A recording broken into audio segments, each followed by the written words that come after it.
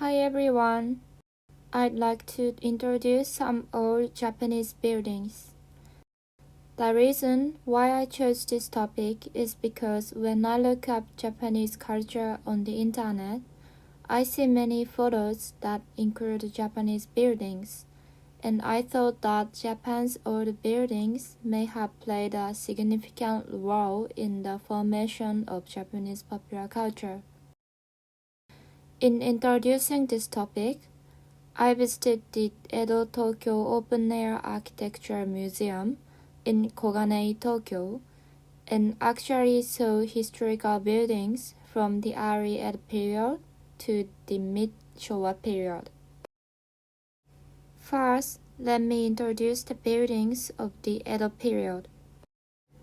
The Edo period was a time when particular attention was paid to housing materials and construction methods, and the wabi-sabi style unique to Japanese culture was established.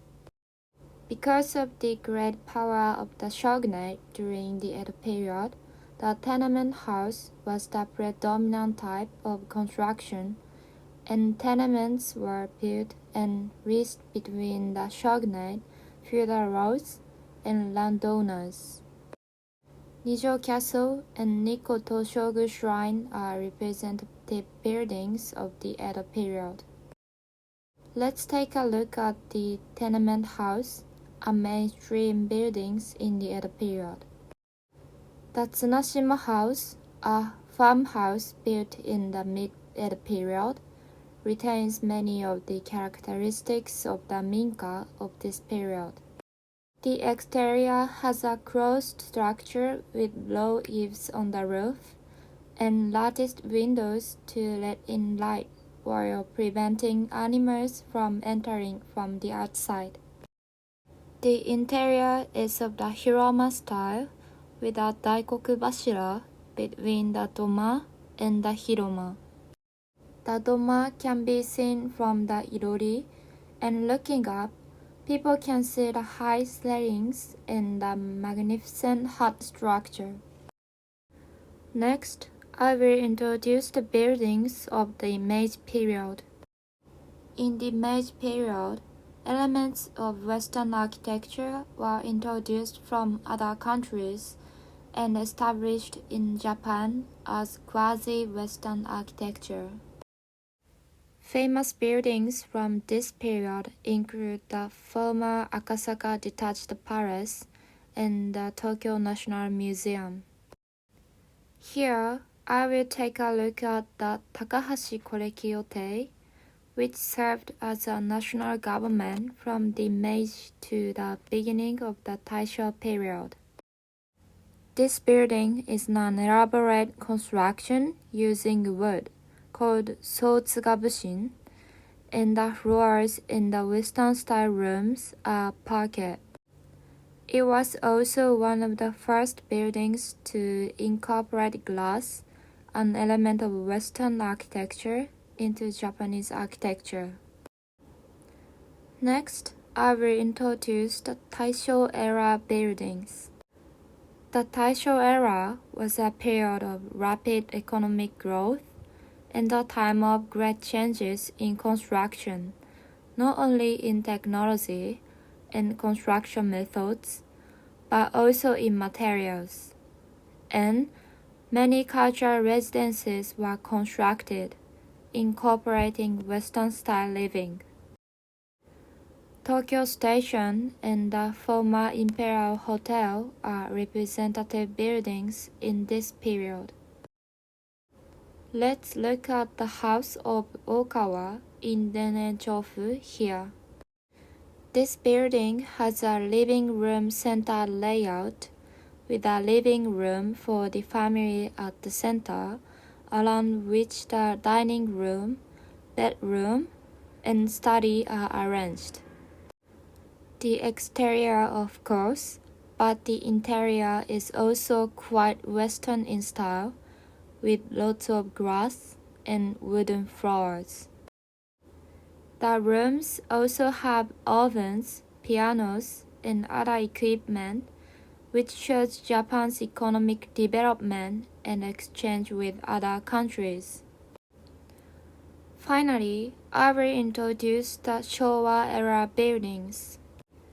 During the Showa period, not only houses, but also home appearances and other things around people changed dramatically, and functionality and design were always in high demand. Typical buildings from this period include the Japanese Theater and the National Science Museum.